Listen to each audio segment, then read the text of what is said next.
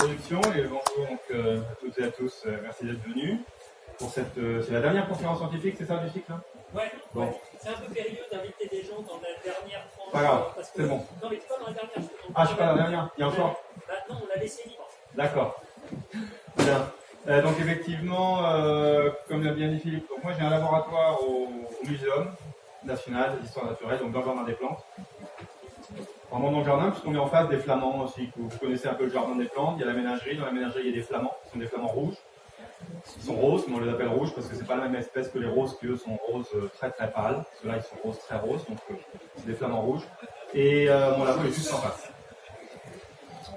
Enfin, un de mes labos, c'est le labo où on fait justement de la biologie, ce qu'on appelle l'épigénétique, notamment. Il y a un lien avec l'alimentation, puisque aujourd'hui, quand on vous bassine à longueur d'articles pseudo-scientifiques, parfois, d'ailleurs trop souvent pseudo-scientifiques, sur tel aliment donne le cancer ou tel aliment protège du cancer, ça passe avant tout par des mécanismes épigénétiques. C'est-à-dire que si je veux vraiment scientifiquement comprendre et valider l'idée que la viande rouge donne le cancer ou que boire du thé, c'est un antioxydant et ça vous protège du cancer, si je veux vraiment, à l'échelle scientifique, valider ces hypothèses ou les infirmer, eh bien, il faut puiser et plonger dans ce qu'on appelle l'épigénétique, c'est-à-dire comment tout notre environnement, à la fois l'air qu'on respire, ce qu'on mange, notre stress, etc., interagit avec le métabolisme de nos cellules et éventuellement fait avec un facteur hasard aussi, de temps en temps, certaines cellules deviennent cancéreuses.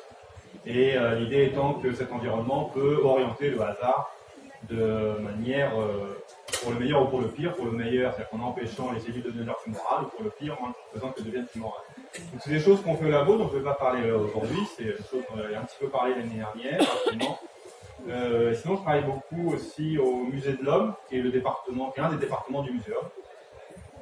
Et qui est donc c'est au Trocadéro cette fois-ci, et je vous parle du Musée de l'Homme parce que justement en ce moment on est en train de préparer la prochaine exposition. Il y a eu Néandertal, avant il y avait Nous et les autres, en ce moment il y a Tromelin, l'île aux esclaves et puis quelque chose sur la peau. Tout ça va être déconstruit pendant l'été et on va construire derrière l'exposition suivante qui va démarrer en octobre, qui sera entièrement dédiée à l'alimentation. Justement. Donc, ça sera pendant 8 mois au Musée de l'Homme. On parlera alimentation, avec tout un tas d'entrées possibles, que ce soit les entrées sciences dures, la nutrition, la physiologie, le goût, mais aussi tout ce qui est sciences humaines et qui est cher au Musée de l'Homme, à savoir l'évolution de l'homme, comment est-ce que l'homme préhistorique se nourrissait, et ça ne veut rien dire, un préhistorique, mais suivant les périodes, quelle était son alimentation, comment ça a participé à l'évolution de l'homme.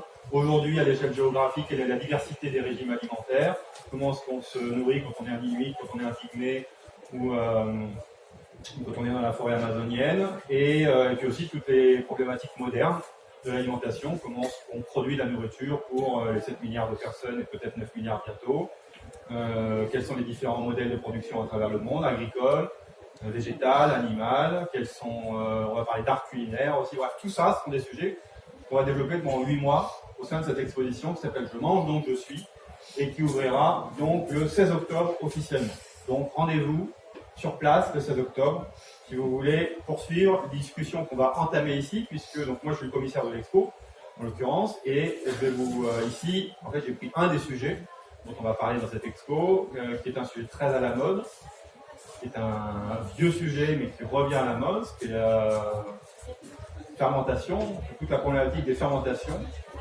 Quand je dis c'est un vieux sujet, c'est qu'en fait on considère que c'est sans doute le premier acte culinaire de l'histoire de l'humanité, au sens que c'est la première manière qui est apparue de transformer les aliments.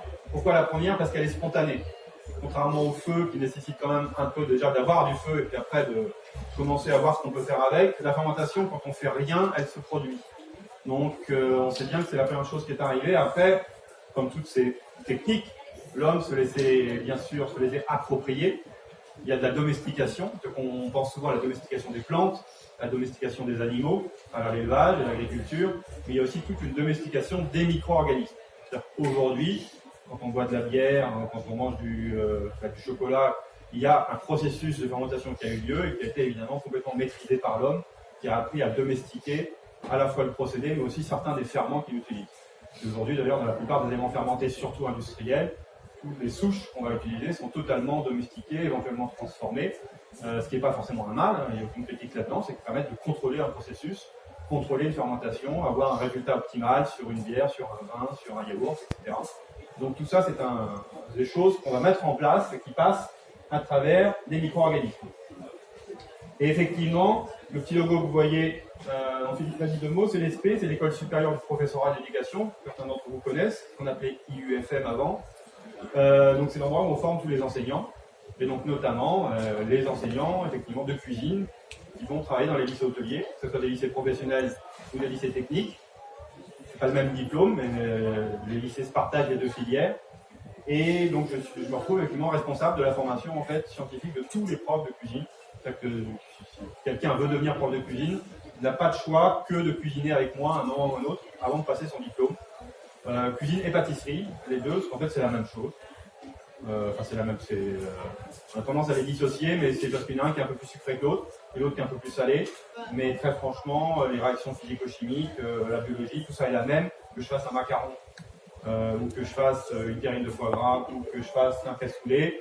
Dans tous les cas, il s'agit de molécules, enfin d'ingrédients puisés dans mon environnement, plus ou moins transformés, que je vais moi-même retransformer pour produire un plat qui soit sucré ou salé, que ce soit un gâteau, que ce soit un soufflé au fromage ou un soufflé au Grand Marnier. Tout ça, ça va faire appel au même type de connaissances qu'est de la physico-chimie, des polymères, des macromolécules, éventuellement de la microbiologie.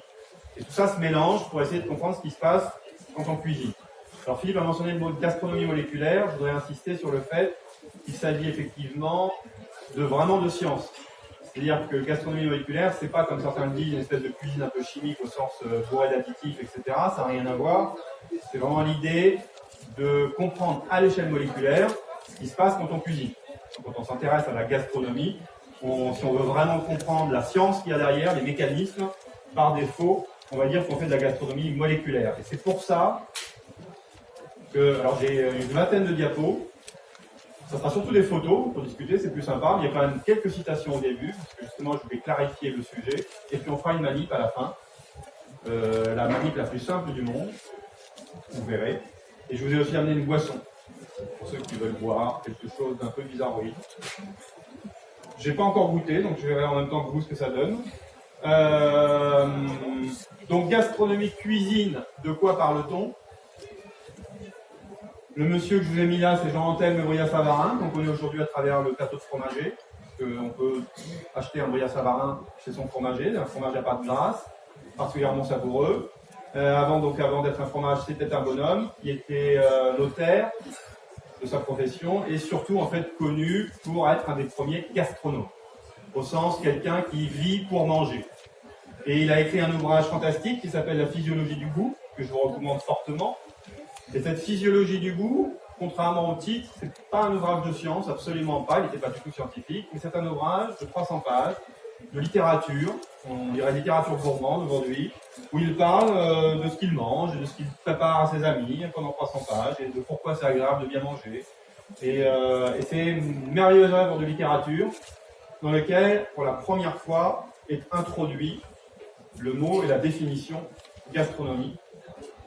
Il y a du grec, gastronomia, donc gastro c'est le ventre, l'estomac, nomia c'est la loi, donc la loi du ventre, qu'est-ce qui se passe dans le ventre quand on mange. Et Brillat-Savarin l'a défini comme étant la connaissance raisonnée de tout ce qui a rapport à l'homme en tant qu'il se nourrit. Donc dès le départ, on a bien l'idée que la gastronomie c'est de la connaissance, c'est pas de la cuisine de riche, c'est pas de la cuisine sophistiquée, c'est de la connaissance de l'homme en tant qu'il se nourrit. Et après Brillat-Savarin nous raconte un peu plus, tout ça c'est ses propres mots, il dit du coup son but c'est veiller à la conservation de l'homme, moyen de la meilleure nourriture possible, qu'est-ce qu'il faut manger pour être en bonne santé et en même temps pour se faire plaisir, et pour ça on va faire appel à un certain nombre de sciences. Il parle d'histoire naturelle, il parle de physique, il parle de chimie, alors l'histoire naturelle c'est la biologie, et puis il parle aussi d'économie politique, quand même un petit peu, parce que mine de rien il y a des échanges, des vies de se nourrir. Il parle aussi de cuisine, cette fois-ci il précise, il ne s'agit pas de science. Il parle bien de cuisine comme l'art d'apprêter les mets et de les rendre agréables au goût. Donc la cuisine est une composante artistique. Savoir, on va, à partir d'un ingrédient donné, de sa sensibilité, de sa connaissance, de ce qu'on a envie de faire, on va créer une œuvre éphémère, on va la manger. Et c'est une composante, on va dire, technique et artistique.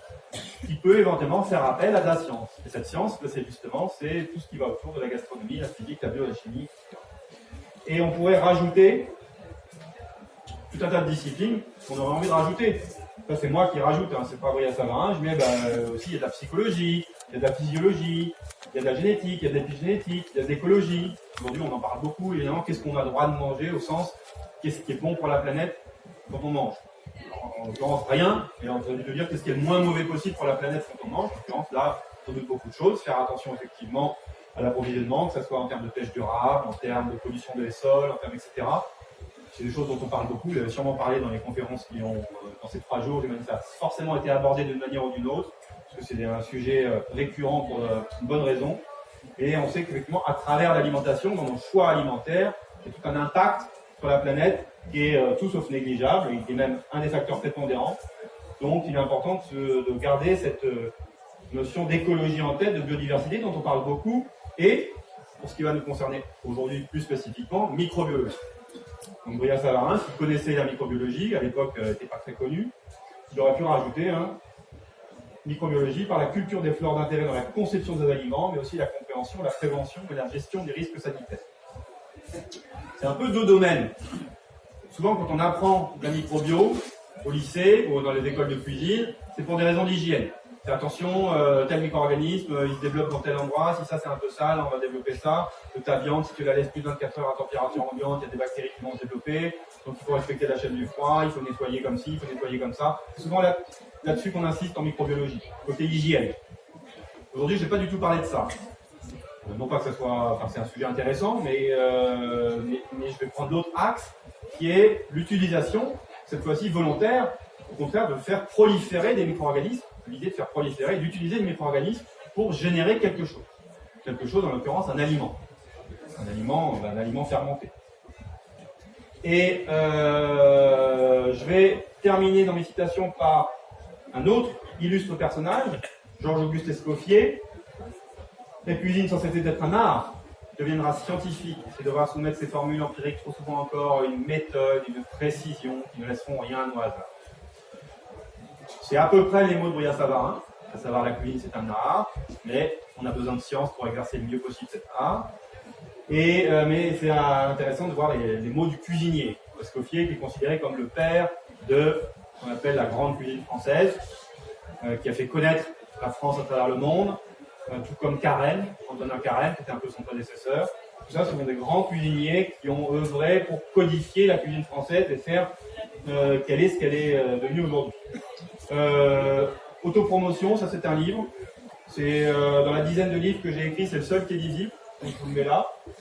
Qui est lisible pour un public général. Après, les autres, ce sont des bouquins soit des bouquins scolaires pour les profs de cuisine, soit des bouquins scientifiques pour un master ou thèse en physique de la matière.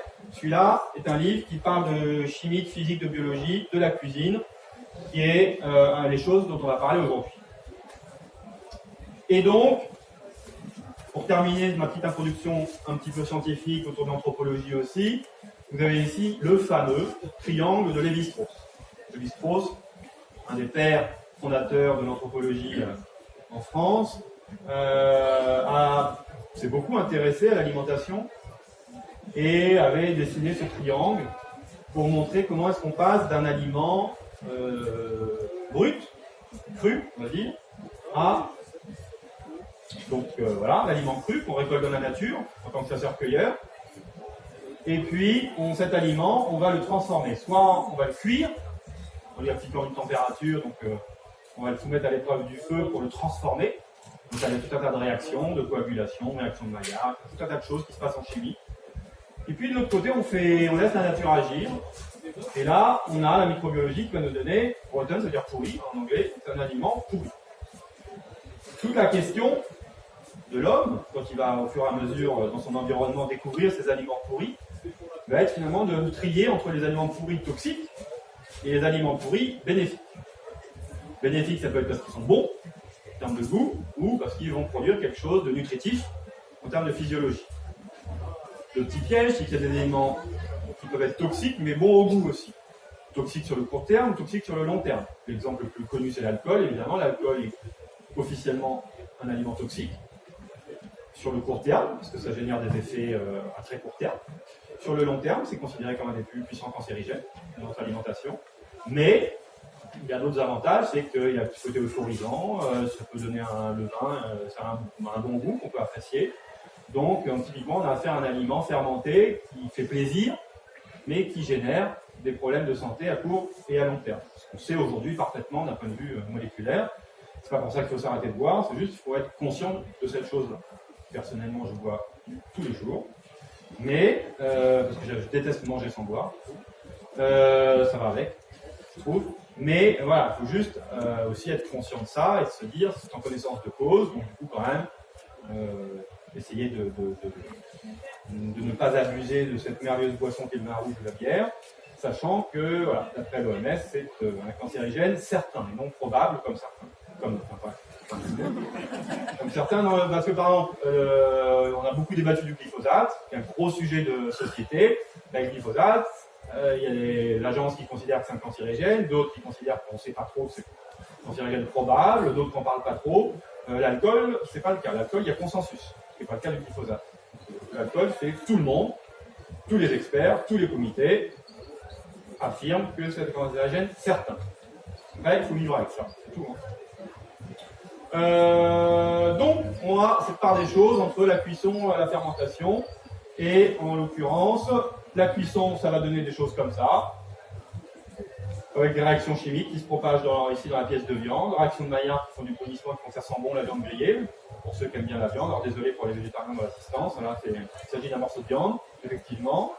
Là, il s'agit de sucre, donc là on aura une réaction de caramélisation, qui est une des plus merveilleuses réactions en cuisine pâtisserie, encore une fois, je m'en fiche, parce que c'est la seule, je dis bien la seule, recette dans laquelle le cuisinier ou pâtissier part d'un composé pur.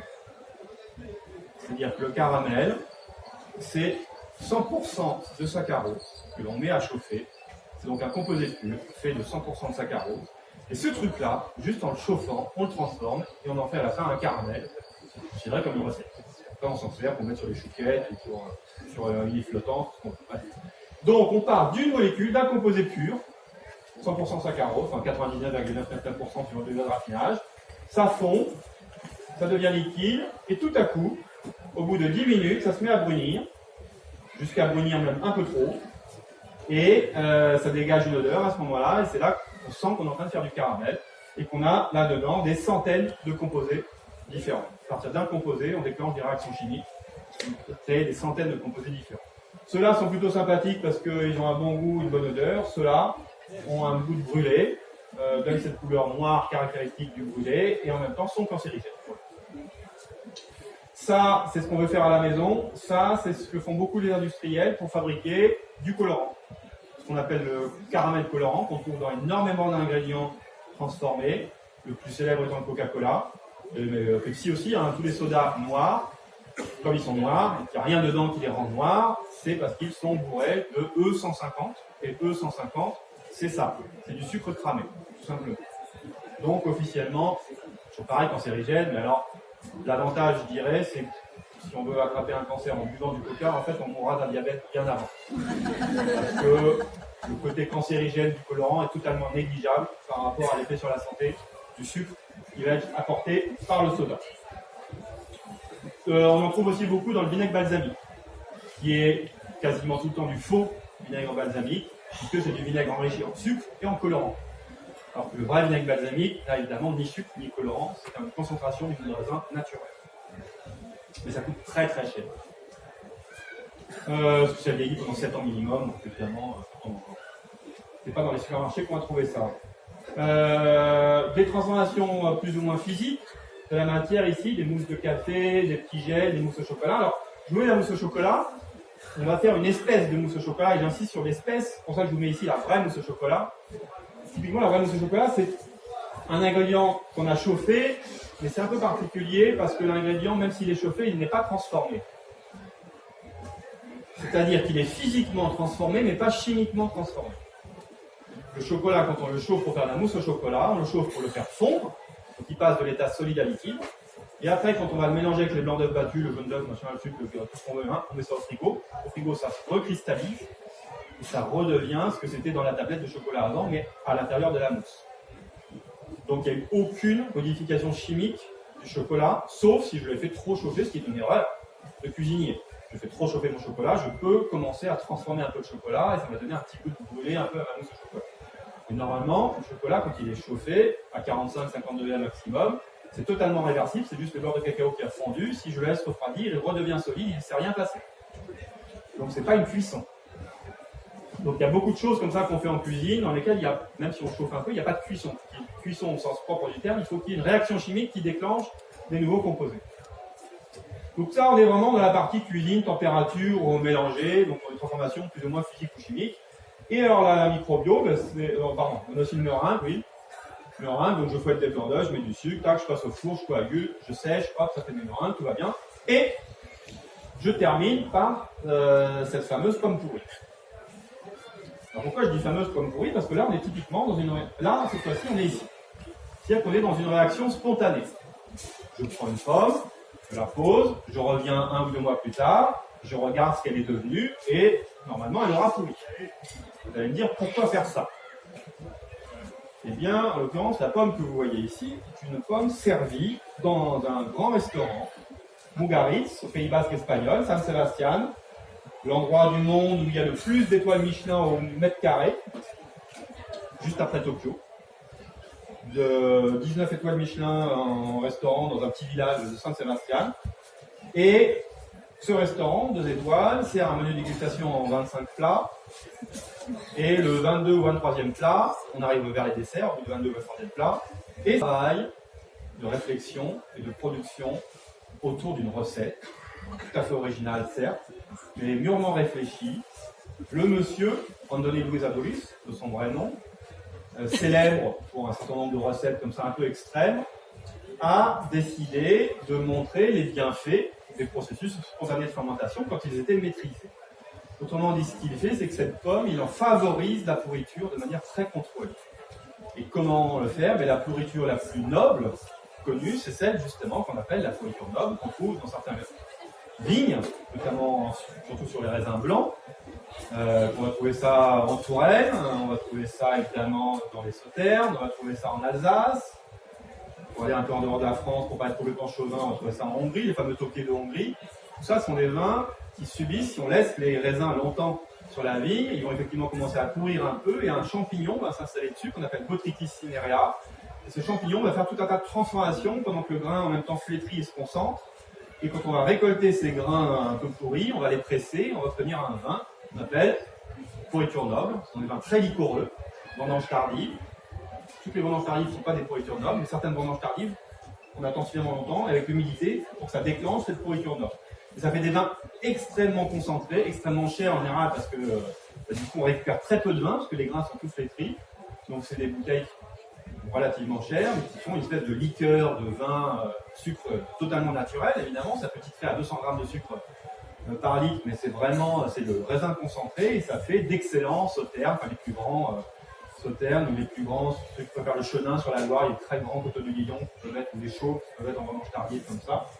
Et donc c'est une complexité aromatique extraordinaire. Et bien tout simplement ce qu'a fait le chef, c'est qu'il a récupéré dans les vignes ces raisins qui avaient commencé à pourrir comme ça, pour ensemencer avec ce champignon des pommes qu'il trempait dans cette solution de Botrytis cinerea, et du coup la pomme se transformait comme un grain de raisin sur sa vigne, en se concentrant avec ce petit duvet autour, et ça fait une pomme très moelleuse parce qu'elle est fermentée à l'intérieur, donc les sucres ont commencé à, les pectines ont commencé à se détruire, les fibres ont commencé à se détruire, et on a comme une compote naturelle sans cuisson, et avec une complexité aromatique de vin blanc liquoreux, et un petit duvet autour, parce que c'est tout doux comme une peau de camembert, un peu, vous voyez.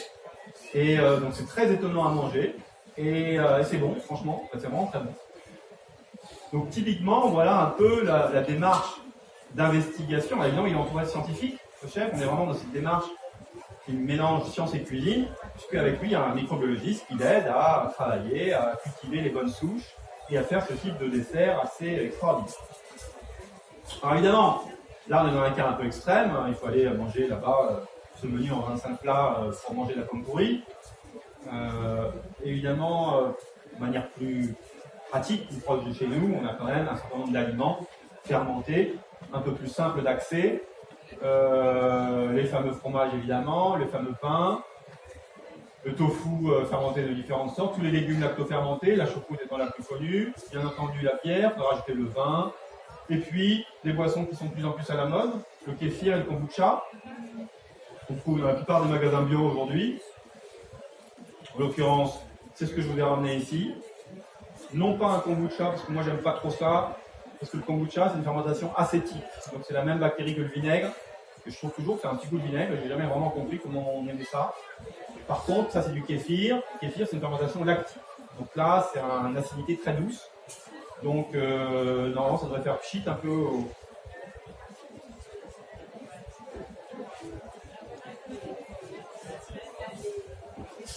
Ouais, ça pchit un peu, mais gentiment.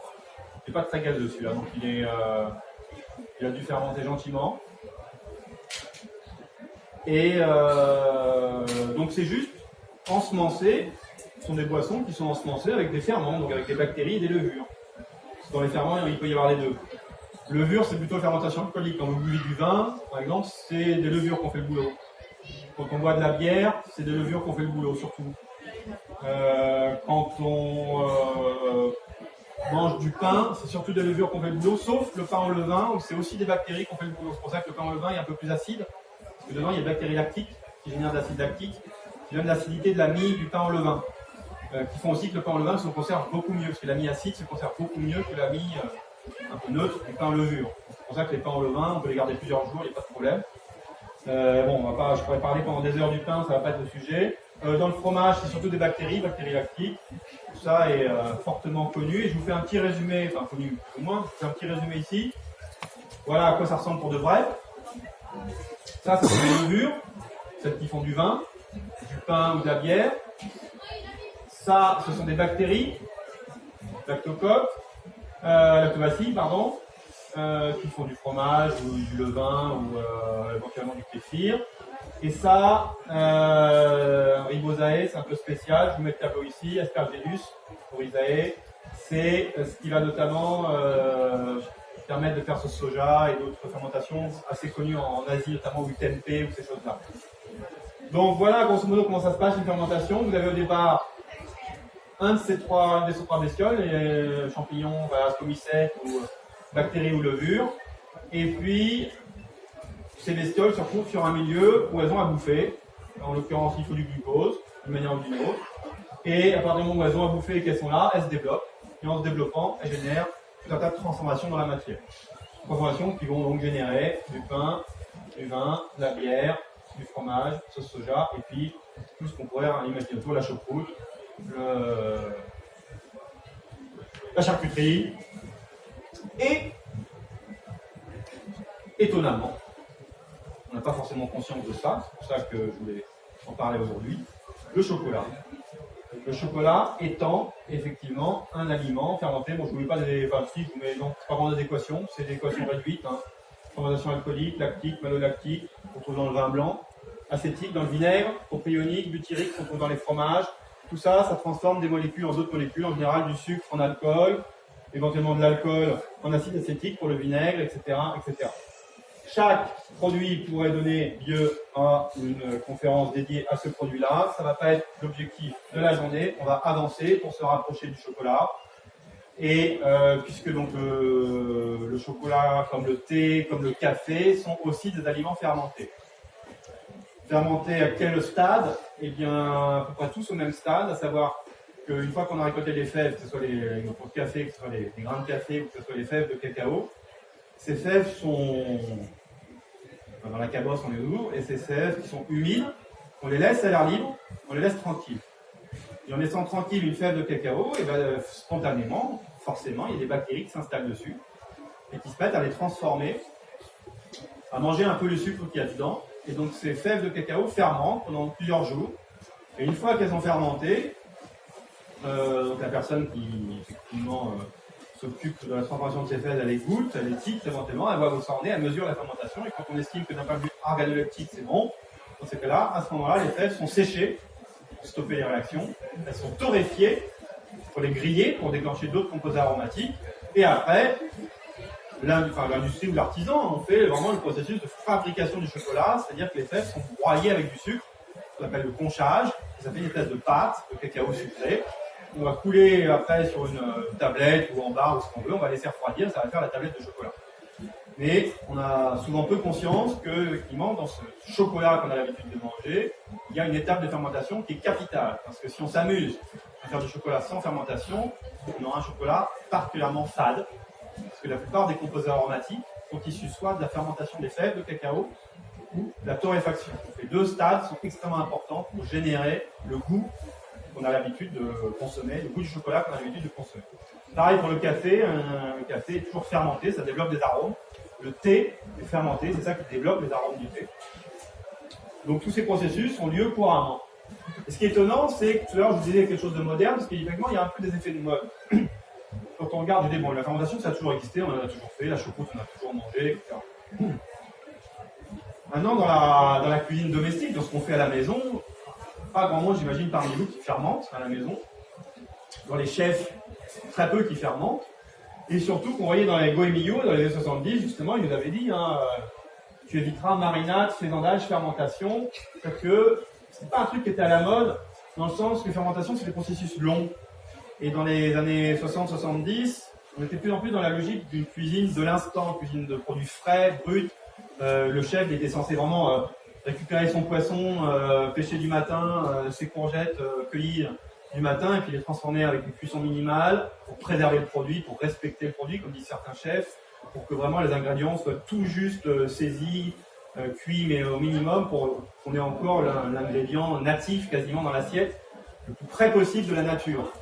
Or, la fermentation, c'est l'inverse de ça. On prend des courgettes, on les met dans un bocal, on ferme et on revient 6 mois plus tard. On regardait ce que ça a donné. Donc, ça n'avait pas très bonne presse. À ce moment-là, c'était un peu des processus qui dénaturaient l'ingrédient. C'est vrai que courgette fermentée, c'est acide, c'est salé, on met souvent du sel pour la fermentation lactique. Il y a tout un tas d'arômes qui ne sont pas ceux de la courgette, qui sont ceux de la fermentation. Aujourd'hui, ça revient à la mode et des grands chefs, notamment, je vous cite ici Yannick Aleno, qui a écrit tout un livre qu'il appelle Terroir, qui en fait est un livre sur la fermentation. Il part du principe que justement l'effet du terroir, il passe avant tout à travers les micro-organismes. C'est le cas du vin. Je prends du pinot noir. Le même pinot noir vinifié en Alsace ou en Bourgogne n'a pas le même goût. Pourtant, c'est le même pinot noir, c'est le même raisin. Et s'il n'a pas le même goût, c'est parce que les micro-organismes qui sont dans l'écosystème Alsace ou dans l'écosystème Bourgogne ne sont pas les mêmes, ils ne vont pas générer les mêmes arômes lors de la vinification.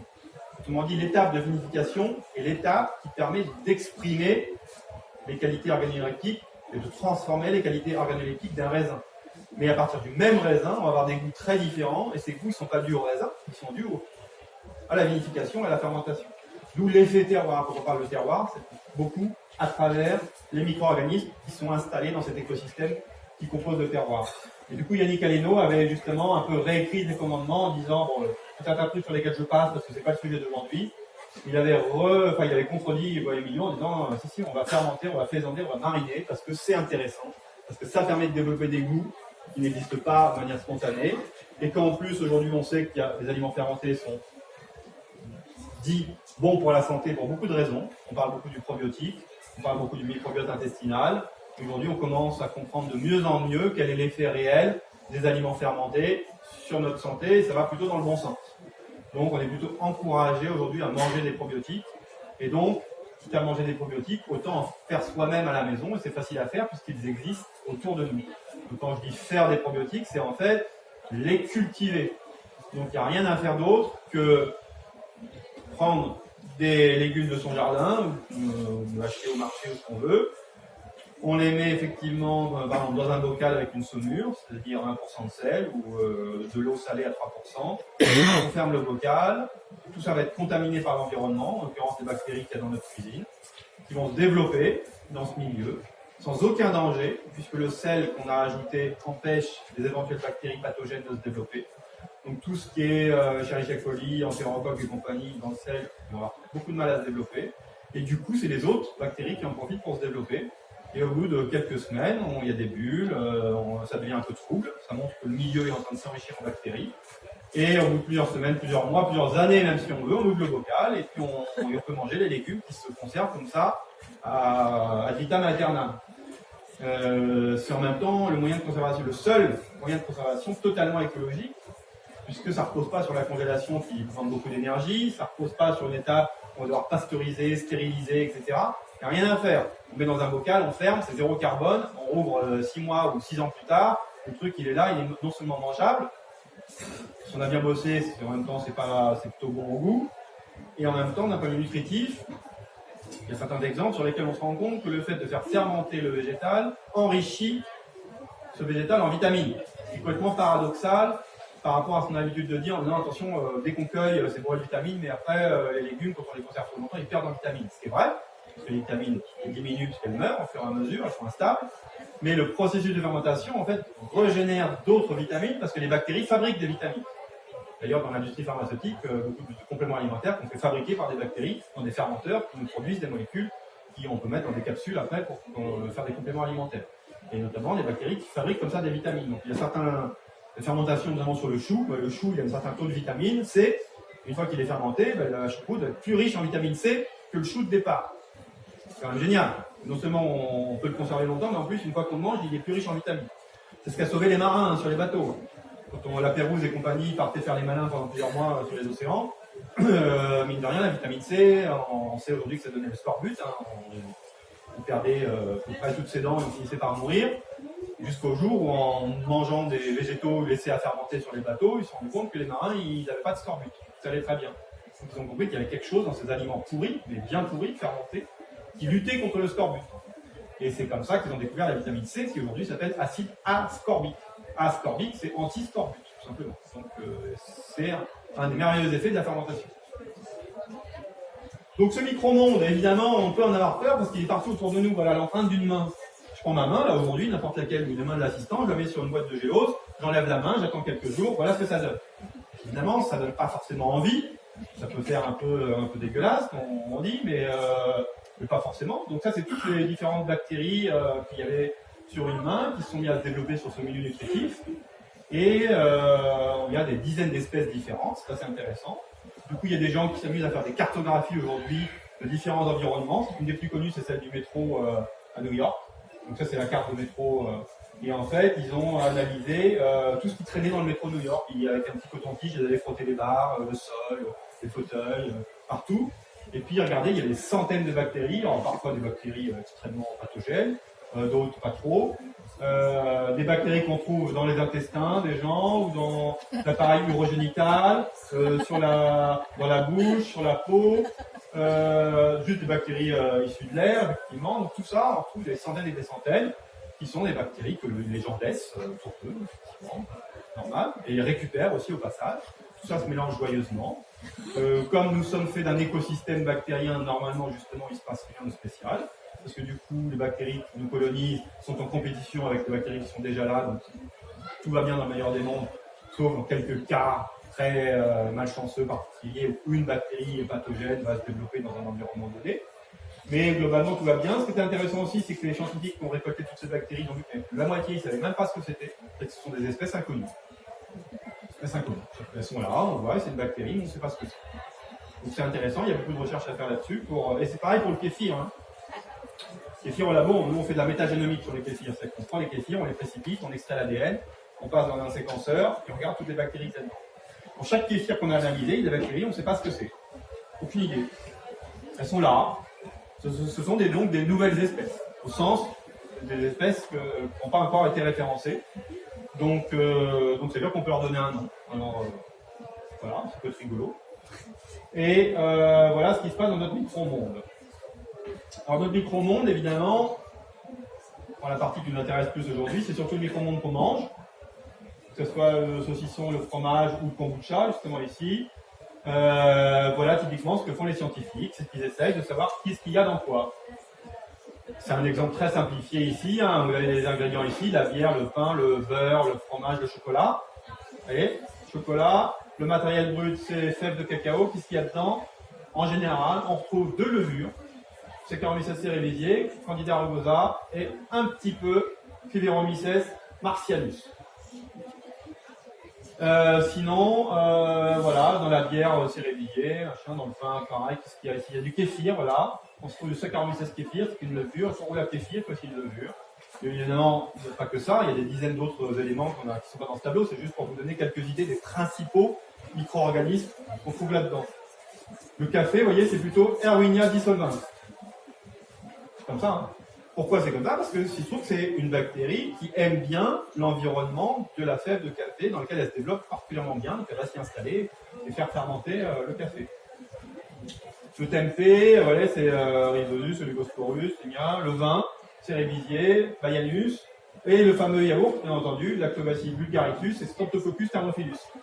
Pour la petite information, les yaourts étant un ingrédient extrêmement produit dans le monde, ça fait partie des ingrédients qui sont dans le Codex Alimentarius, il y a une loi, ils sont codifiés au sens que pour avoir le droit de vendre un yaourt, de l'appeler yaourt, il faut qu'il soit fermenté avec ces deux espèces, Bulgaricus et Streptococcus thermophilus.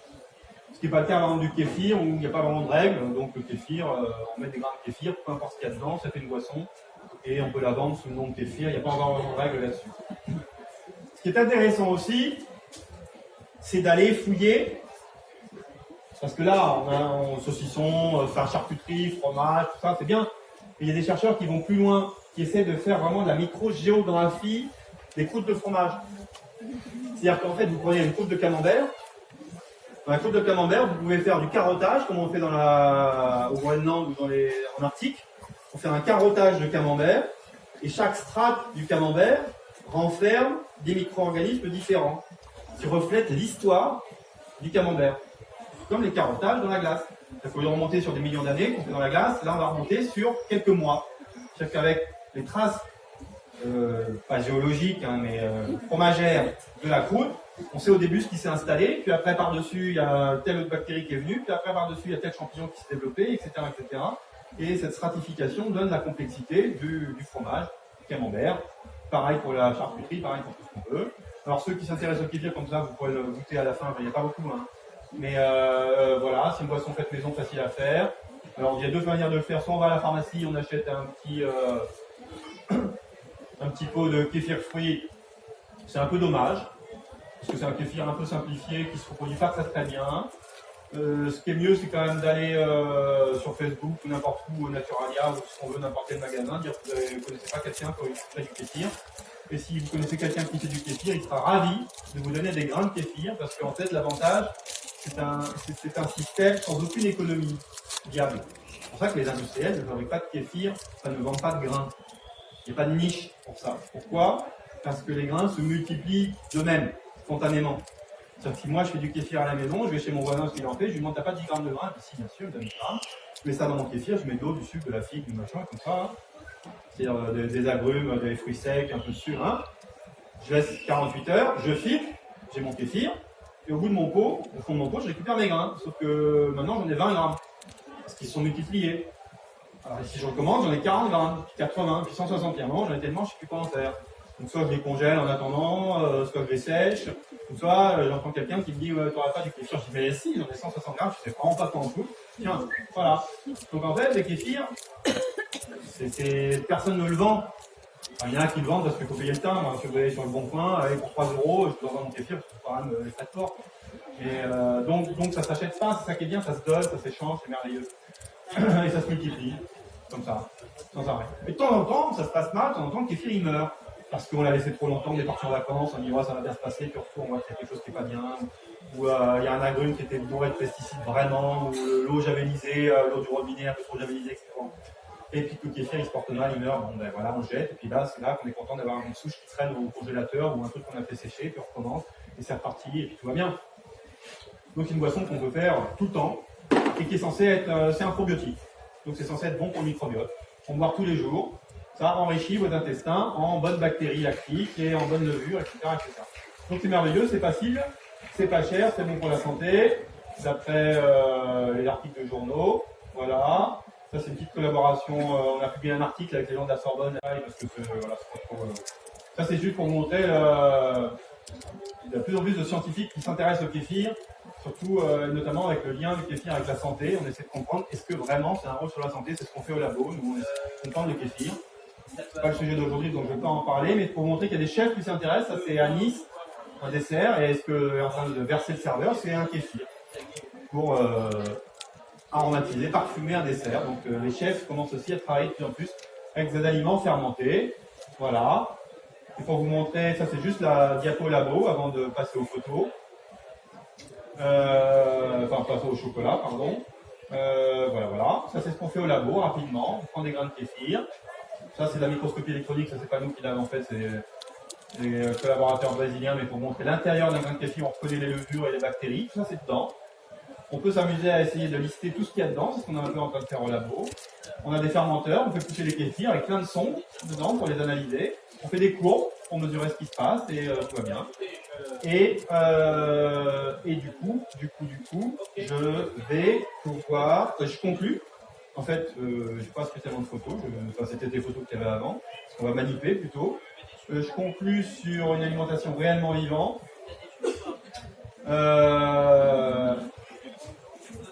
Très souvent, il y a un peu un fantasme autour de l'alimentation vivante. Et j'insiste là-dessus, c'est important, il y a beaucoup de fantasmes en alimentation. Et beaucoup de blogs, articles, New Age, pseudo-scientifiques, et quand on dit pseudo-scientifique, c'est en fait pas du tout scientifique, vont parler d'aliments morts ou d'aliments vivants. Et très souvent, on a des idées qu'un aliment transformé va être mort et qu'un aliment non transformé va être vivant. Ce qui n'est pas vrai au sens biologique du terme. Il n'y a pas de distinction à faire entre du pain qui serait mort et des amandes qui seraient vivantes. C'est absurde. Le seul aliment vraiment vivant que l'on mange, ce sont les aliments fermentés. Et fermentés sans aucune pasteurisation, cuisson, quelque chose. Par exemple, le pain n'est pas un aliment vivant, effectivement, parce qu'il y a un moment de la cuisson, on tue les micro-organismes. Par contre, la choucroute, qui paraît très transformée, si je prends une assiette de choucroute, effectivement, c'est beaucoup plus vivant que le chou frais. Parce que le chou frais, il a été cueilli, mort. Il est coupé, la feuille de chou, elle est vivante, c'est un tissu végétal, mais qui est en train de mourir gentiment. Parce que le fil de choucroute complètement transformé, il est bourré de micro-organismes qui, eux, sont complètement vivants, effectivement, vraiment au sens biologique du terme.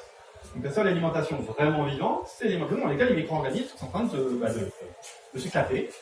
Les probiotiques sont les seuls aliments vivants que l'on mange. Et les huîtres, effectivement. N'oublions pas. Sont des aliments vivants. Après, on peut manger tout vivant. On peut manger une crevette vivante, c'est hein.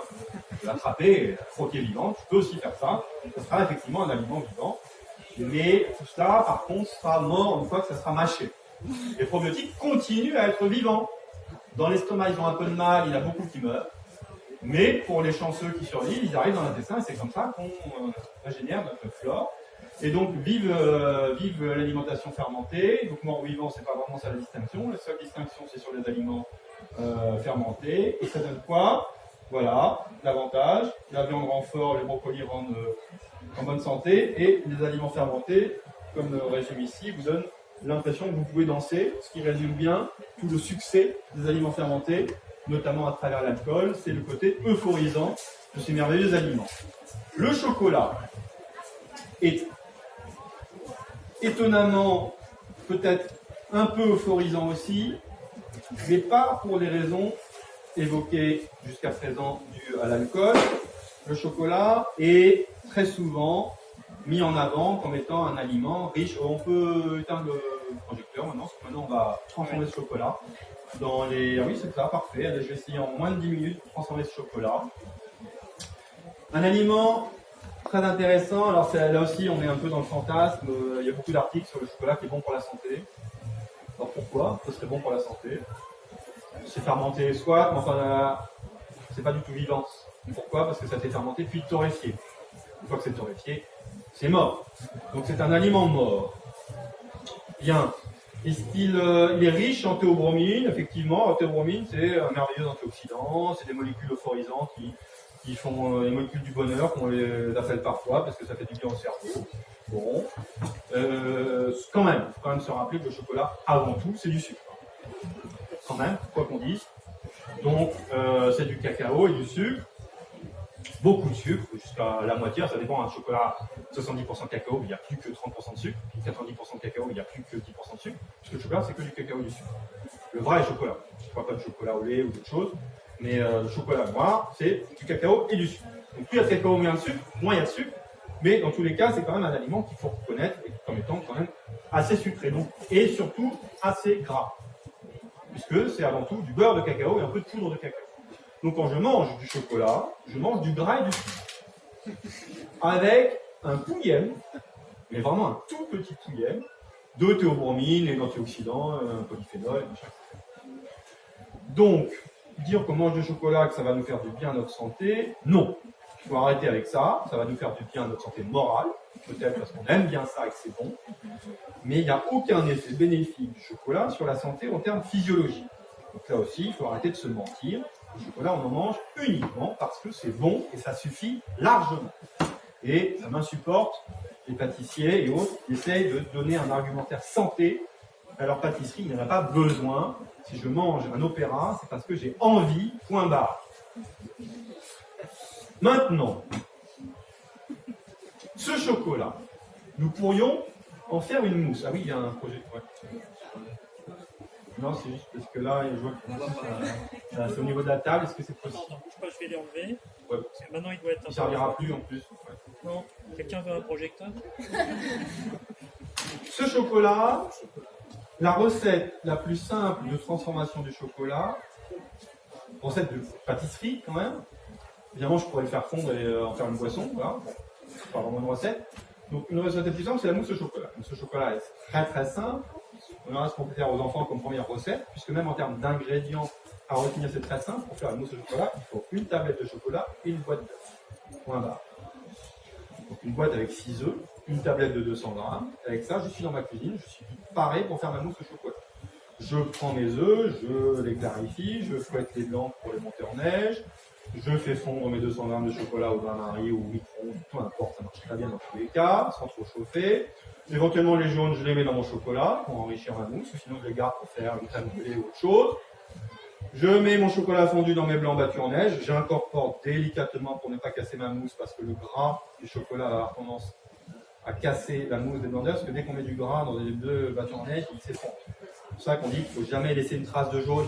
Quand je clarifie mes blancs, si dans mes blancs il y a une trace de jaune, quand je vais fouetter, ça va faire une mousse très molle, très moche. Parce que le gras, en fait, rentre en compétition avec tous les tensioactifs qu'il y a dans le blanc d'œuf et empêche les bulles d'air de s'entourer de tensioactifs, parce que c'est le gras qui capture les tensioactifs. Donc il ne faut jamais de gras pour monter des blancs en neige. Donc là, on n'a pas le choix, on a du chocolat fondu, c'est gras, c'est comme ça. Donc quand on va le mettre dans les blancs, on sait bien que ça va les détruire les blancs. Pour limiter la casse, on va, avec une maryse ou une spatule, on va très délicatement tourner les blancs pour essayer de faire rentrer le chocolat fondu dedans. Ça va un petit peu effondrer la mousse, mais dès qu'on sent que c'est homogène, que c'est incorporé, on arrête de travailler et on met au frigo. Et au frigo, ça refroidit pendant 3-4 heures, le temps que le beurre de cacao recristallise dans la mousse. Et quand on sort la mousse, on retourne le bol, ça tient, en général. Et du coup, on peut planter la cuillère dedans, prendre la mousse, c'est bon, la recette elle est finie. Franchement, il faut battre des blancs en neige, mettre du chocolat fondu dedans, mettre au frigo. Donc c'est vraiment, alors ça c'est la recette de base. Après, je mets des cocos de chocolat, un peu de caramel, ce qu'on veut. Bon, on peut l'agrémenter, ça mousse un peu de beurre salé, tout ça. Le beurre salé, ça marche bien pour la mousse au chocolat. Bref, ça c'est la mousse normale. Donc si on veut la faire, on peut la faire. Il faudra attendre 4 heures dans un frigo avant que vous puissiez la déguster. Donc nous n'allons pas faire comme ça. Nous allons trouver une autre manière de faire une mousse au chocolat, ou plutôt une espèce d'œuf. C'est quoi une espèce d'œuf? Une espèce d'œuf consiste juste à réfléchir avec son bagage de cuisinier scientifique, ou de scientifique cuisinier, et de se dire qu'est-ce que je sais faire comme mousse en cuisine qui se fait rapidement. Je sais faire une mousse qui marche très bien, qui s'appelle la chantilly. La chantilly, on fouette de la crème avec un peu de sucre, et une fois que c'est fouetté, pendant qu'on fouette, ça mousse parce que le froid, la condition qu'on fouette, la crème est bien froide. Si la crème est bien froide, quand on la fouette, le froid cristallise la matière grasse. La matière grasse cristallisée est visqueuse, du coup l'air qu'on fait rentrer est capturé à l'intérieur, du coup ça mousse. Et à un moment, ça finit par tenir au bout du fouet. Parce qu'on a fait un réseau de matière grasse cristallisée autour de bulles d'air. Et ça, on peut le manger tout de suite, c'est de la chantilly. Moralité, si on sait faire de la chantilly, et qu'on veut manger une mousse au chocolat, il n'y a qu'à se dire, il suffit que je fasse une chantilly au chocolat. Donc, dans le cas, j'aurais fait une mousse, faire un truc dans lequel il y a de l'air, quand un goût de chocolat, que je pourrais manger tout de suite, Et c'est un peu ça que je veux. Donc, pour ça, nous allons réaliser cette chantilly au chocolat. Alors, d'habitude, je l'ai fait pour 20 personnes maxi, donc je prends 80 grammes de chocolat. On est un peu plus que 20, donc je vais tenter une première, qui va être de faire 200 grammes de mousse au chocolat d'un seul coup dans un bol comme ça. Eh bien, j'ai bien les risques, donc on va essayer. Si ça ne marche pas, je séparerai les deux bols et je rebattrai séparément. Le seul risque, c'est pas qu'il y a un risque, c'est qu'en fait, il faut quand même fouetter assez fort, assez longtemps. Et avec 200 grammes, ça commence à faire un bol un peu petit, j'aurais dû prendre un bol plus grand en fait. Quand on est très feignant, on peut le faire au robot, c'est dommage, ça dépense de l'énergie et on se muscle moins le bras. Quand on est très feignant et pas du tout écolo, on peut le faire au siphon. Parce que au siphon, on met le truc, on ferme et ça fait pchit et la mousse est faite. Mais ça dépense un peu une cartouche d'aluminium pour faire un truc qu'on est capable de faire à la main. Bon, je dis ça, mais les siphons, je les utilise des fois pour les choses que je ne peux pas faire à la main. Il y a des mousses, ça, à la main, impossible. Par exemple, des chantilly allégés, avec une crème à 13% de matière grasse, à la main, vous pouvez fouetter 10 ans, ça ne passera rien. Rien. Ça ne montera pas en chantilly. Par contre, au siphon, ça fera une chantilly. Donc là, si je veux faire une chantilly allégée, je ne sais pas pourquoi, et si jamais vraiment je vais faire une chantilly allégée parce que il y a un client de thalassothérapie qui me demande de faire une chantilly allégée, eh bien, on peut le faire avec un siphon. Bon. Il faut savoir s'adapter à la demande du client, éventuellement. Alors là, j'ai mis du chocolat dans ce cul de poule. Ce que je vais faire pour le faire fondre, car je n'ai rien pour le faire fondre, je vais lui verser dessus de l'eau chaude. Donc je vais faire pour le coup une mousse allégée, puisqu'elle va être coupée à l'eau. Je pourrais d'ailleurs la faire que à l'eau. Je mets de l'eau chaude sur du chocolat, ça le fait fondre. Ça fait de l'eau avec du beurre de cacao, donc une émulsion. Si je la fouette sur la glace, je vais côté sur la glace, c'est comme de la crème. Ça mousse. C'est un peu austère, parce que c'est eau et chocolat. Mais ça marche. Bon. Donc on va faire un mix, on va prendre de l'eau chaude pour faire fondre le chocolat, et par-dessus, on mettra quand même de la crème. Pour quand même faire un peu crémé. Tu peux récupérer l'ordinateur tout à fait, parce que je vais m'en servir. Et nous allons faire chauffer de l'eau. Alors je vais essayer de mesurer un tout petit peu quand même pour faire semblant de faire de la vraie cuisine. Sauf que là, si, il y a ça. Alors la recette c'est très simple. Il faut mettre à peu près la même quantité de liquide que de chocolat. Donc il faut mettre à peu près 200 ml de liquide, enfin 200 grammes. Donc là, je vais mettre, alors je ne sais pas combien il va me falloir, je vais essayer de faire moi pour que ça suffise pour faire fondre mon chocolat. Je vais faire bouillir environ 100 grammes d'eau. Sinon, je fais bouillir dans un bouillon avec la crème aussi. Ou alors, on s'en fiche un peu. On va voir si 100 grammes ça suffit, sinon je ferai chauffer la crème. Ouais, sauf que là, la résistance, elle flotte pas. Donc, je vais ajouter de la crème. Comme ça, on va tout faire bouillir ensemble. Faire bouillir la crème dans la bouilloire. Voilà. Comme ça, c'est fait. Allez. De toute façon, on est dans des conditions un peu expérimentales. Hein, vous avez compris. Voilà. Ouais. Voilà. Prêt. Comme j'aime pas gâcher les bons produits, hop, je remets un peu d'eau pour bien récupérer le fond. Et voilà. Et tout ça va bouillir dans un bouillon raté. C'est branché. Il s'allume. Alors ça fait des bulles ou pas. En fait, j'ai aucun moyen de savoir si ça marche ou pas, mais on va voir si ça finit par chauffer ou pas. Faut suivre le fil. Ouais, non, le fil il est branché, mais. Ouais, non, c'est allumé, donc ça devrait. Enfin, si la bouilloire n'est pas cassée, ça devrait. Sinon. On va voir, hein. On va voir si ça fait bientôt des bulles. Ça, je range ça là. Pendant ce temps-là, je prépare mon froid, c'est-à-dire des glaçons, tout simplement. Parce que, évidemment, là, ma crème bouillie, sur le chocolat, ça va être bien chaud, et là, j'ai aucune chance de monter quoi que ce soit en chantilly, parce que ça va être bien chaud. Donc, il va falloir être un petit peu patient pour que tout ça refroidisse avant de pouvoir le monter en chantilly. Mettre un peu d'eau pour favoriser le contact. Voilà, voilà. Et normalement, ça devrait me faire un bol bien froid. Donc, vous voyez que des choses faciles à faire à la maison. Pas d'instrument bizarroïde. Est-ce que ça chauffe? Ah oui, ça chauffe. Tout va bien. J'attends que ma crème boue. Alors des fois on dit crème bouillue, crème foutue. Ce qui est partiellement vrai, effectivement, par exemple pour monter en chantilly, justement, quand on fait bouillir la crème, en fait ça pose un problème, les chantilly montent beaucoup moins bien. Vous allez me dire pourquoi est-ce que je fais ça si c'est si con. Eh bien, parce qu'en fait, je me sécurise grâce au fait que c'est avant tout le chocolat qui va me servir de matière grasse. Mon beurre de cacao, lui, il va me faire l'émulsion qui va faire que ça va monter. Donc même si mes lipides sont un peu endommagés par le fait que ma crème a bouilli, je sécurise parce qu'il y en a d'autres des lipides là-dedans déjà. Ah, ça y est, ça déborde, parfait. Regarde. C'est la preuve que ça a bouilli. C'est ça qui est génial. Voilà. Impeccable. C'est vrai que j'ai pas l'habitude que ma bouillarde déborde, c'est pour ça que j'ai pas le réflexe de jamais mis une crème dedans. Mais c'est bien, comme ça on voit que ça marche. Hop, voilà. Donc, on verse ça sur le chocolat. Je vois bien. Et, ouais, ça suffira comme ça. Hop, comme ça. Crac. Et je fais fondre.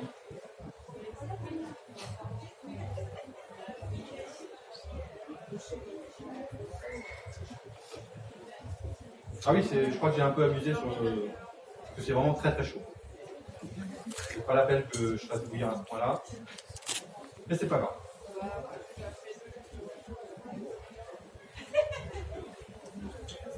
En fait, j'étais pas la peine de mettre de l'eau, donc je mets juste la crème finalement. C'est pas grave, ça fait une mousse allégée. Ouais.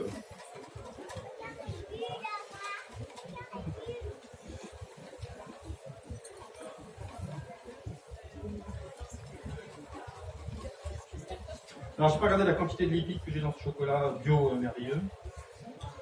C'est un chocolat à dessert, donc peut-être un bon 50% de sucre minimum à mon avis. Que je trouve au supermarché.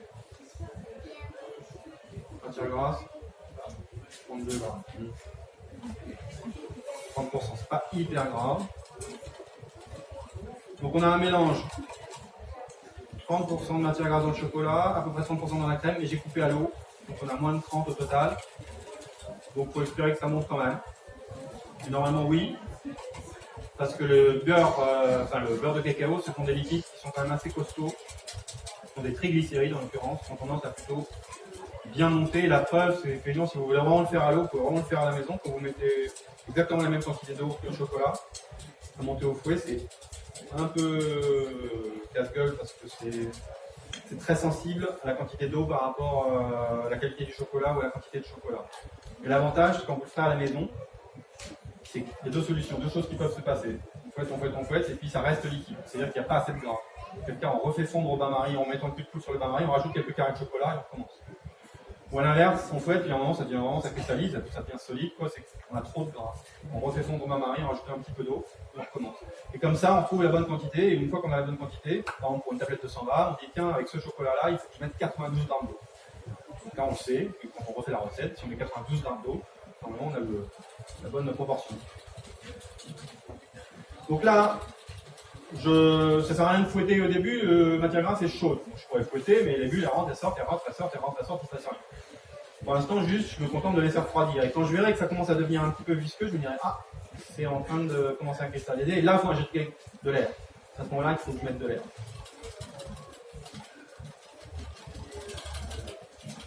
Normalement, j'ai un pistolet pour mesurer, laser, pour mesurer la température. Ici, j'ai pas.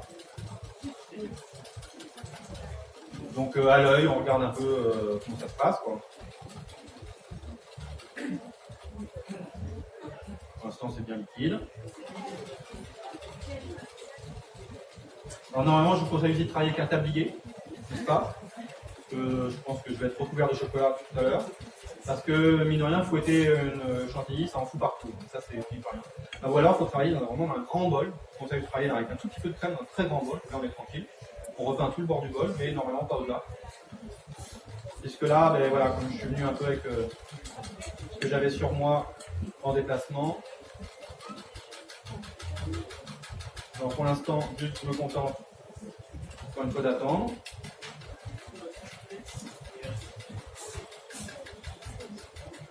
J'utilise mon thermomètre préféré qui est mon doigt. Ça, on peut le faire en cuisine, mais seulement en cachet, si aucun client ne voit. C'est compliqué aujourd'hui avec les cuisines ouvertes, où les clients voient tout. Du coup, on est obligé de travailler proprement, c'est un enfer.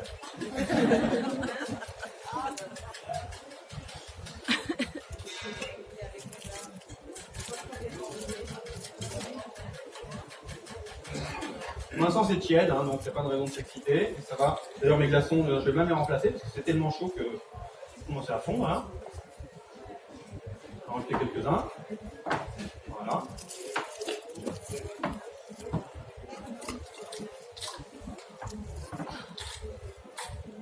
Ça va vite. Hein. Ça refroidit vite. Voilà.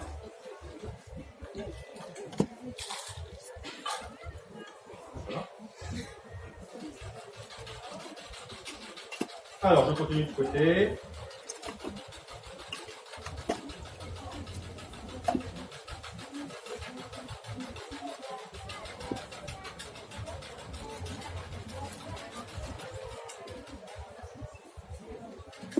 Et c'est vraiment, il faut être assez attentif, il y a vraiment un moment où la transition va se faire. On se rend compte que là, il ne faut pas rater le coche.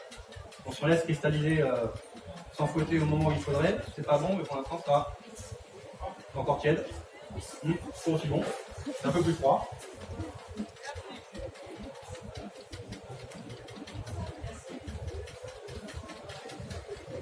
Alors évidemment, 400 grammes, c'est quand même plus dur à côté que 200 grammes. Hein, je me rends compte.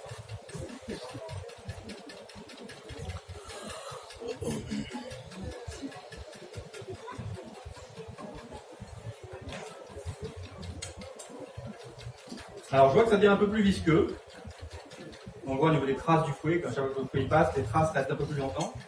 Et surtout, c'est l'indicateur visuel, c'est que vous verrez quand vous le referez, il y a un moment, ça s'éclaircit un peu. S'éclaircir, ça veut dire qu'il y a de l'air qui rentre. Quand quelque chose s'éclaircit, c'est qu'il y a de l'air qui rentre dedans. Donc là, je me rends compte, effectivement, au niveau de la viscosité et de la couleur, que je suis en train de... Il y a un petit peu d'air qui commence à rentrer dedans. Donc c'est là où il ne faut pas mollir.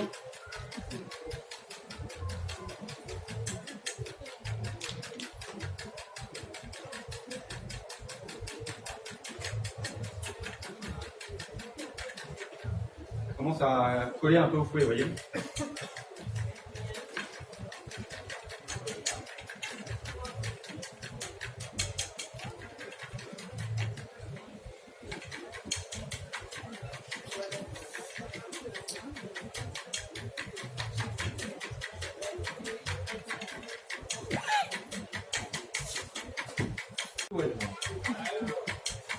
Ah bon, je sais pas, mais prêt.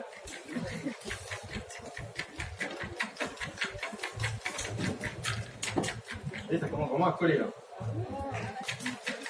Donc là maintenant je mets de l'eau partout. On va quitter ça un peu.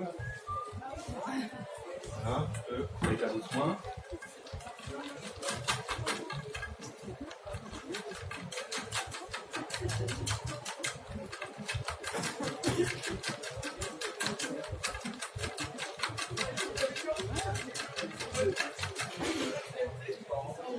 Ça y est. Tiens. Voilà.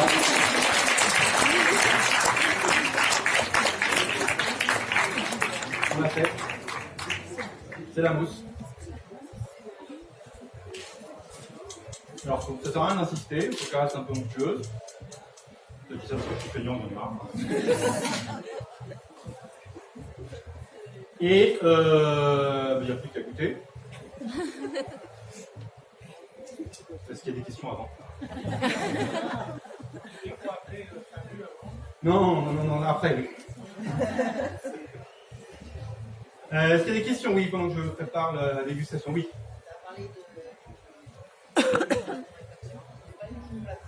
Oui, chocolat cru. Chocolat cru qui est intéressant, effectivement. Chocolat cru qui, comme son nom l'indique, zappe des étapes. Pas fermentation a priori, mais torréfaction, pour justement être au plus proche. Torréfaction, ça fait du grillé, c'est cette arôme de grillé qu'on aime dans le chocolat qu'on a l'habitude de manger. Et pire que ça, le chocolat qu'on a l'habitude de manger est toujours vanillé, toujours de la vanilline. On a vraiment pris cette habitude. Et donc il y a une espèce de retour en arrière vers un chocolat plus proche du chocolat, qui consiste effectivement à travailler à concher du chocolat cru, sans l'étape de torréfaction, qu'on est, pour ceux qui ont déjà goûté, sur quelque chose de très végétal. très différents en termes de goût, il n'y a aucun moyen de les confondre. Il n'y a pas plus de propriétés bénéfiques, pas bénéfiques, c'est vraiment un choix, c'est du goût. Donc c'est intéressant. Peu de pâtissiers qui travaillent avec pour l'instant, parce que c'est un peu plus surprenant que les gens qu'on parle avec lui. Mais ça peut être intéressant à travailler. Oui. C'était pour revenir sur. On va passer le micro. Oui. Vous disiez tout à l'heure que, comment dire, au niveau des yaourts, Ouais. on utilisait, c'était 2 types de bactéries pour éviter que ce soit un yaourt. Pourquoi que 2 et les autres sont potentiellement dangereuses? Non, pas du tout, c'est que d'un point de vue législatif purement, ce sont les 2 bactéries qui effectivement, comme leur nom l'indique, permettent de travailler sur du lait un peu thermisé, qui font le résultat, qui sont des bactéries qui ont été validées comme étant des bactéries qui sont vivantes après dans l'intestin, donc un vrai rôle de probiotique. Donc ça c'est pour le côté effectivement valider le yaourt comme aliment probiotique. Après on peut faire des fermentations laitières avec ce qu'on veut, mais si on n'a pas ces bactéries-là, on ne peut pas valider le fait qu'on a effectivement un effet probiotique. Donc du coup on n'aura pas droit à l'appellation yaourt, parce que pour l'appellation yaourt, il faut qu'on ait 10 puissance 7 bactéries vivantes par gramme de yaourt et que ces bactéries soient dans ces 2 genres pour être sûr qu'elles ont un rôle de probiotique. Parce que toutes les bactéries ne sont pas probiotiques. Pour que ce soit probiotique, il faut que ça passe la barrière stomacale et que ça se retrouve dans l'intestin vivant. Je peux bouffer des tas de bactéries, des tas de levures diverses et variées, qu'elles crèvent toutes avant, et du coup elles n'ont pas le droit à l'appellation probiotique. Alors, comme le yaourt est considéré comme un probiotique, pour être sûr qu'il ait ce rôle-là, il faut valider ces 2 bactéries qu'on sait avoir ce rôle-là. Sinon, voilà, le fromage blanc, par exemple, n'a pas cet effet-là. Le fromage blanc, il y a d'autres bactéries et qui ne sont pas extraits du yaourt, qui n'ont pas le même effet probiotique. Il y a des bactéries de yaourt pour lutter contre la dépression? Des bactéries de yaourt pour lutter contre la dépression, il n'y a rien de spécialement identifié, parce que toute la recherche, il y a beaucoup de recherches effectivement qui est faite sur le lien entre santé mentale, diverses pathologies et microbiote, mais pour l'instant, il n'y a aucun aliment qui n'a été homologué comme ayant de tels effets à l'échelle clinique. Donc, mais il y a beaucoup de recherches qui est faite là-dessus, évidemment. De manière générale, comme voilà, ce lien a été établi entre santé mentale et santé de l'intestin, du coup, beaucoup de recherches est faite à l'échelle de l'aliment pour savoir s'il y aurait des aliments qui, à terme, pourraient leur donner une navigation santé, en disant vous vous sentez un peu déprimé, buvez ce lait fermenté et ça vous donnera un côté euphorisant non chimique. Mais il y a de la recherche qui est faite là-dessus, mais il y en a un qui est homologué pour l'instant. Bonsoir, Oui. moi je vais vous poser la question quelle est la réaction qui se passe dans la ginger beer et plus généralement la réaction entre la levure et le sucre Oui. en fait. C'est la même. Ginger Ginger beer, kéfir, kombucha, c'est la même famille. C'est-à-dire qu'on a, c'est typiquement, c'est un mélange. La ginger beer, c'est vraiment un mélange levure et bactéries. Donc, en fait, dans tous ces mélanges-là, que ce soit pour le levain, que ce soit pour le kombucha, que ce soit pour le kéfir, que ce soit pour la ginger beer, on a un ensemble de levures et de bactéries. En général, c'est quand on les met dans le milieu, les levures commencent le boulot en premier, ça commence à bouffer les sucres, ça fabrique de l'alcool. Et les bactéries derrière prennent la suite, soit pour utiliser l'alcool fabriqué par les levures, soit directement pour utiliser le sucre qui reste, pour générer d'autres réactions. Donc en fait, ce qui va faire la différence entre le ginger beer et le kéfir, par exemple, c'est que ce pas les mêmes bactéries. Et donc le goût va être différent au final, mais on est dans le même type de procédé. À la limite, on pourrait ensemencer le ginger beer avec un grain de kéfir ou un mélange des deux, on aurait vraiment la même idée de réaction, de fermentation. Oui, sur la choucroute, Oui. La choucroute est cuite, donc est-ce que dès lors qu'elle est cuite, elle Il n'y a conserve plus ses probiotique, propriétés? il n'y a plus Voilà. aucun probiotique. Et puis, qu'est-ce que vous pensez de ce courant sur la raw food, nourriture crue? Est-ce pense que qu'il c'est y a un des bienfaits Alors c'est un très avérés? bon... Oui, mais non, aucun. Donc c'est un très bon courant de journaliste. Parce que ça permet d'écrire des tas d'articles, malheureusement beaucoup dans les magazines féminins, je ne sais pas pourquoi, qui n'ont aucun sens particulier, à part une espèce de sens commun qui est de se dire manger un aliment cru, c'est un aliment riche en vitamines, soit, mais ça ne va pas plus loin que ça. Donc il n'y a pas d'intérêt particulier. Et à l'inverse, il y a même un désintérêt, dans le sens que certains aliments gagnent à être un peu cuits parce que du coup, la matrice cellulaire est modifiée et les minéraux sont plus disponibles. Il y a beaucoup d'éléments comme ça dans lesquels la transformation augmente la disponibilité des nutritifs. Donc il n'y a aucune règle générale. un végétal consommé cru, on peut dire que c'est plutôt sympa, c'est riche en vitamines, mais il va être moins digeste que le même végétal consommé cru. Donc après, il n'y a pas de règle à établir par rapport à ça. Tous les végétaux qui sont un peu ligneux, qui sont un peu justement... en fait, l'indice glycémique et la biodisponibilité de tous les minéraux et les vitamines va complètement changer suivant la texture de l'aliment, suivant la vieillesse de l'aliment, suivant tout un tas de choses. Donc une carotte, crue à un certain taux de vitamines, cuite elle va en perdre un petit peu, mais à l'inverse, elle va être beaucoup plus digeste. La réponse glycémique va être aussi un peu plus rapide parce qu'il y a une digestion. Donc ça peut, en fait, ça va suivant l'aliment. Il faut vraiment, il n'y a pas de règle générale. Il va vraiment falloir s'intéresser à chacun, et surtout se rendre compte que ça change pas. Ça change, mais en fait, j'ai l'habitude de dire qu'il y a une seule règle en termes d'alimentation saine, c'est le concept de variété. C'est la seule règle qui soit universelle.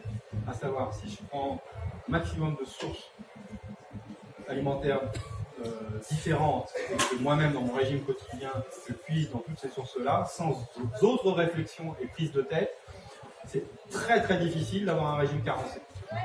Si je puise à peu près dans tout ce qui existe, sans réfléchir, j'aurai un régime qui me correspondra. Et s'il n'y a que dans les cas pathologiques où on a des individus qui, chez le nutritionniste, sont diagnostiqués comme étant carencés dans ceci ou cela, on peut éventuellement être amené et motivé pour réfléchir à un régime spécifique. Mais dans le reste du temps, pour le commun des mortels, la seule manière de bien manger, c'est de manger tout. Et ça paraît tellement con comme règle, mais et puis en fait, c'est ce qui résiste au principe de réalité. Donc il y a légumes crus et cuits. On appelle les crudités et les cuidités. Il faut mélanger les deux, c'est ce qu'on fait dans tous les régimes justement où on veut avoir cet apport varié. Il faut les mêmes végétaux, de temps en temps il faut les manger crus, de temps en temps il faut les manger cuits, on est sûr que comme ça on disparaît. Tout à l'heure, tu disais au tout début que le vin ou les sûrs, par exemple, ça avait un effet cancérigène. Oui, malheureusement. Est-ce que, en même temps, le vin, j'ai entendu que ça pouvait avoir des effets bons pour l'infarctus, pour les infarctus. Le vin ? Le vin. Le pain, quoi. Le vin, oui. le vin. Ah, le vin à boire. Oui, oui. Est-ce que ça, c'est une réalité que, par exemple, une même nourriture peut avoir des effets sur le terme négatif et sur d'autres effets positifs? Tout à fait. Alors là-dessus, tu as raison, effectivement. En fait, toute la littérature qui a mis en avant les bienfaits du vin, pour le coup, sur toute la sphère cardiovasculaire, il y a effectivement dans le vin des enzymes de composés type resveratrol qui est le plus connu, qui est montré d'un point de vue clinique avoir un effet protecteur sur les maladies cardiovasculaires, et en l'occurrence l'alcool en tant que tel, lui, n'a pas d'effet délétère sur ce côté-là.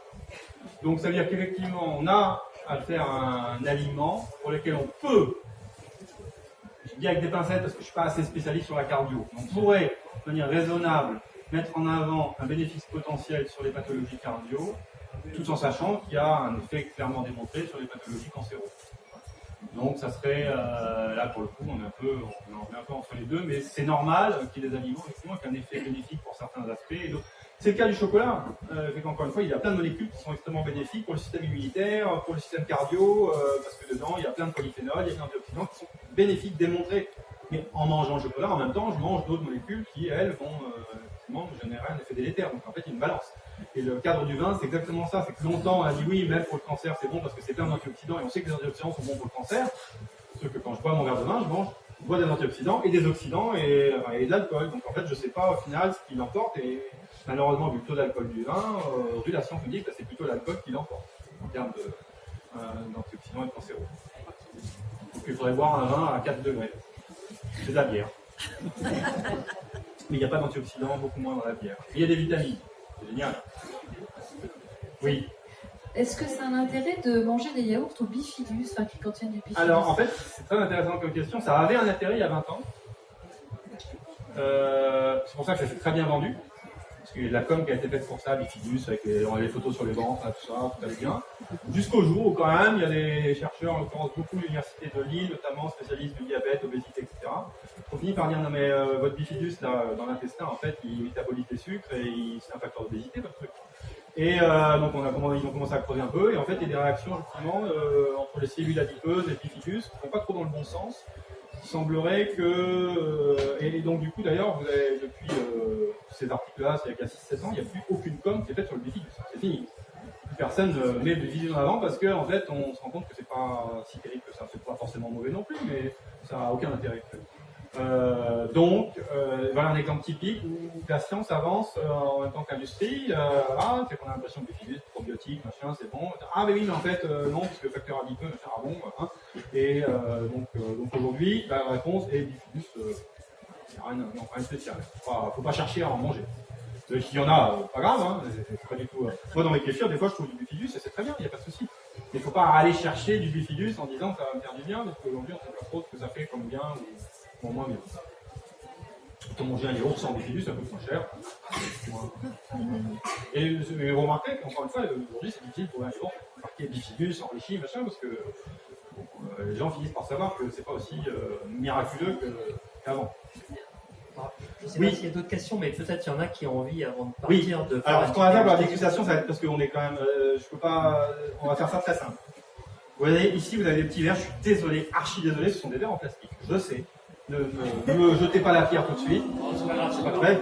Ils sont convaincus déjà. Oui, vous êtes convaincus, c'est parfait. Là, encore une fois, voilà, c'était un résidu de stock. En partant de chez moi, j'ai dit j'ai pas de verre. Je n'ai trouvé que ça. Mais je les mangerai après, promis, comme ça ne sera pas perdu. Donc ça c'est pour, vous pouvez vous verser un fond de kéfir. Je vais quand même vérifier avant qu'il ne plus pas. J'ai vraiment fait en marque. Ça passe. Il n'est pas très frais, je suis désolé. Mais il a un vrai goût de kéfir. Vous pourrez en même temps deviner ce qu'il y a dedans. Il y a deux ingrédients. Un qui est trouvable et l'autre qui est un peu plus difficile. Ça, pour aller au plus simple aussi, nous avons ici des magnifiques cuillères en papier recyclable. En bambou, en fibre de bambou, et à usage unique. C'est-à-dire qu'une fois que vous avez pris votre cuillère, vous n'avez plus le droit de revenir dedans. Pour des raisons microbiologiques. Alors c'est bon les microbes ou c'est pas bon alors? En fait, je ne sais pas dans l'assistance lesquels sont bons, lesquels sont pas bons. Et après, vous partez avec votre cuillère et vous la gardez chez vous, vous la lavez, vous la mettez dans votre tiroir, c'est une cuillère entièrement réutilisable. Pareil pour le gobelet, vous la ramenez chez vous. Voilà, comme ça vous passez là. Vous n'en prenez qu'un petit peu parce que vous voyez, vous êtes 50. Ne vous passez pas. Voilà. Pas des notes. Ah, merci Christophe Lavelle quand même. Bravo. Super présentation.